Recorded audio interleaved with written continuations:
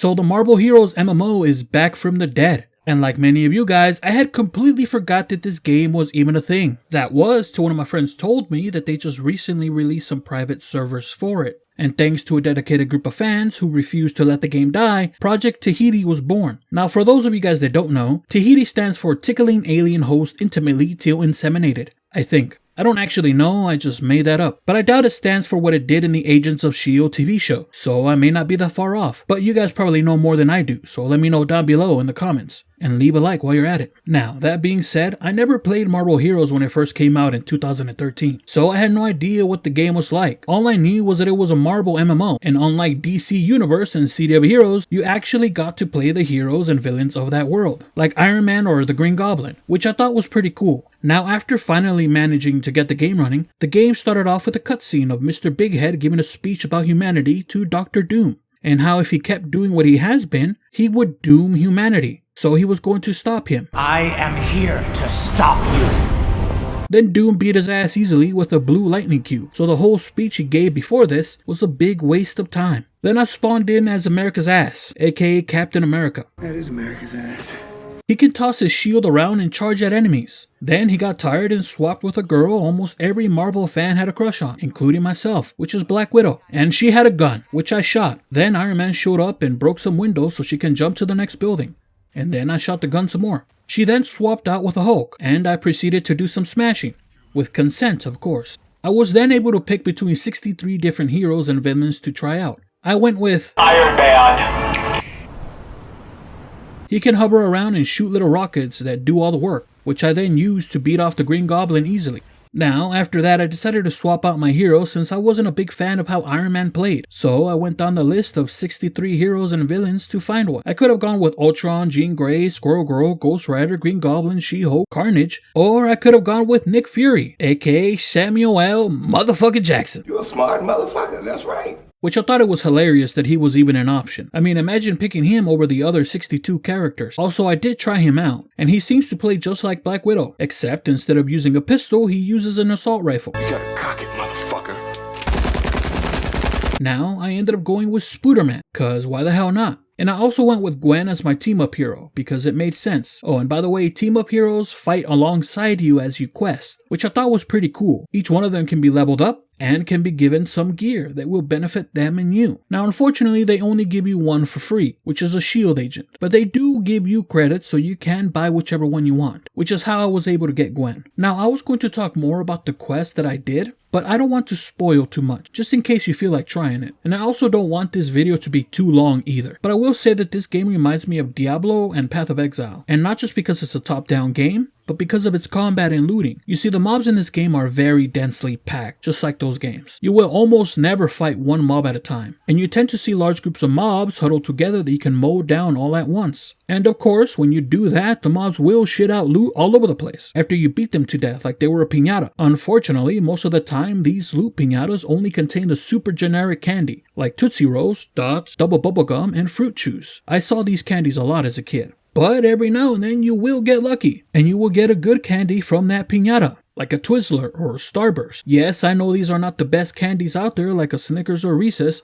but to get those you need to go to the white kids' birthday parties, and I didn't have many white friends growing up, so finding a Twizzler or Starburst from a piñata was like finding gold as a kid. Anyways, I think you get what I mean by now. I actually had to stop myself from going on a bigger rant about generic candy and how much trading power a Starburst has in a Mexican kids party, and then comparing it to the trading power a honey bun has in prison. But maybe another time. Now, the question in this game is pretty simple. You just go down the list of chapters and complete them one by one. They're extremely easy to do, and you're not really going to have a problem completing them at all. I mean, the only real difficulty in these quests are the big boss fights that you will run into eventually, like when you have to fight Doom. But even when you die, it doesn't really matter because the boss's health does not reset after he kills you. So if you die to Dr. Octopus, E, for example, you will just respawn right at the entrance, and you can re-engage him in combat immediately, with his health being the same when you died. That being said, you can redo these quests at higher difficulty, and if you do decide to redo the quest but on heroic, the mobs you kill will drop better gear and more XP.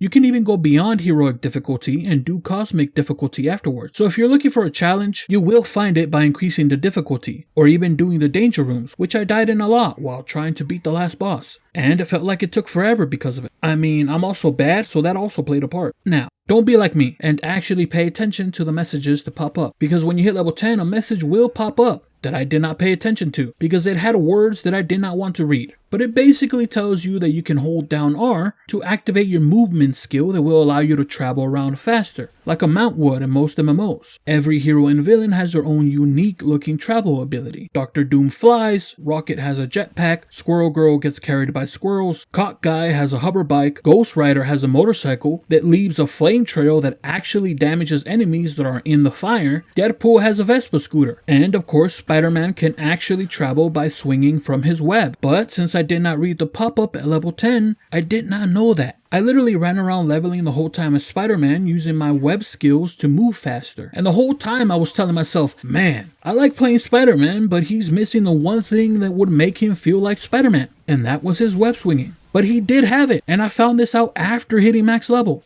I also don't know how I did not find out that he had it sooner. Well, I do kind of know why, and that's because I'm kind of retarded.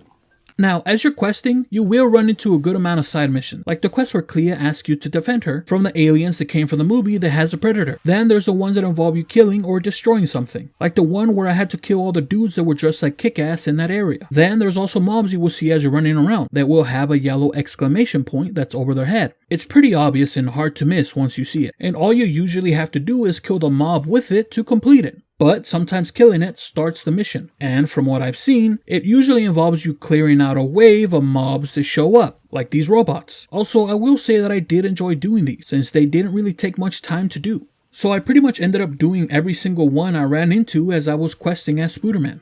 Now, as you're doing your main story quest, you will run into special zones that you can enter. One is called the Supervillain Showdown, and the other is called the Treasure Room. The Supervillain Showdown is basically what it sounds like. You enter it and you and a villain duke it out, like the one where you fight the Green Goblin inside of a superhero wax museum. I even ended up destroying all the wax sculptures, after I beat the Green Goblin off, of course. Now the Treasure Room is a lot easier to complete. All you have to do is kill all the mobs in that room. There's usually very few of them, and it takes very little time to complete because of that. Then a treasure chest will spawn at the entrance, that will shit out loot and XP from it when you open it, almost as if it just ate Taco Bell and it had explosive diarrhea. Now, this game also has pets. I ended up getting this pet called Doom Herbie. I don't remember how I got it, like at all, but these pets can be upgraded by feeding it gear you will not use. It even has a convenient vacuum feature that will suck up and consume uncommon to epic gear off the ground, but it won't suck up cosmic or unique items. But once you feed it enough gear for each rarity, it will unlock a stat. Now, just like pretty much every MMO now, this game has an in-game shop, but the difference between those shops and this shop is that you cannot buy items in it with real money. The way you get the shop currency is just by playing the game. As you kill mobs, some will drop eternity splinters, and you can convert those into shop currency, which would allow you to buy stuff like characters, skins for those characters, team up characters, and pets. And by the way, they do give you a good amount of shop currency for free at the start, so you can buy different heroes after trying them. That's how I got the full version of Spider-Man, as well as Gwen as my team-up hero. I even bought some skins for it, like the Spider-Man skin that gave him a paper mask and a Fantastic Four outfit that says "Kick Me" on the back of it. Or the Iron Spider skin that I got later on, which I would say this game has a good amount of skins. I mean, not all characters have as many skins as Spider-Man or Iron Man, but they usually have a couple. And there are some that only have one, like Carnage. Now you can also buy an XP potion that will last 4 hours, which will of course speed up your leveling significantly, since it increases your XP gain by 200%. So I, of course, used the shit out of it. Also, I really only needed to buy one for my character, since it pretty much lasted all the way till I was max level. Now, I have played this game a good amount. I did all the main story quests, I pretty much did every single side mission I ran across, sometimes even twice, and some of them respawn. I saved the Ninja Turtles from a big bad guy that was trying to diddle them. I did some of the one-shot stories, and some of the challenges. I tried to do the raids, but I was in queue forever with no luck finding a group, so either the queue doesn't work, or no one is doing them. I also did the cow world, where every cow knows Kung Fu, like the cow from Kung Pao. And the only person getting milk there was me, but I kind of liked it. I even did the Frost Giant world where I interrupted the Frost Giants having an orgy with the cows that know Kung Fu. And I only killed the cows, because the Frost Giants were too big to beat off. My hands were just too small. So yeah, I really enjoyed this game, which had me asking why this game failed like it did. And from the Reddit post I read, it seems like the devs at the time cared more about updating the skins in the shop than they cared about adding content to keep players playing. So people just got burnt out of running the same thing over and over again, without anything new to work towards. Now that being said, I would highly recommend this game to any that have not played it before, especially if you're a Marvel fan. You will find yourself trying out many different heroes like I did. I mean, I was supposed to get this video done a few days ago, but every time I launched the game to record some parts for this video, I would end up leveling different heroes, like Dr. Doom, which I almost maxed out, and I will probably get to max level. I mean, the fact that you can synergize with different heroes that you have leveled before is going to make you want to level a lot of them, so give the game a try. I don't think you're going to be disappointed. Alright, well, that's it for now, guys. Leave a comment down below if you have played this game before, and if you enjoyed it, and leave a like while you're at it. Till next time, peace. Damn, look at them titties!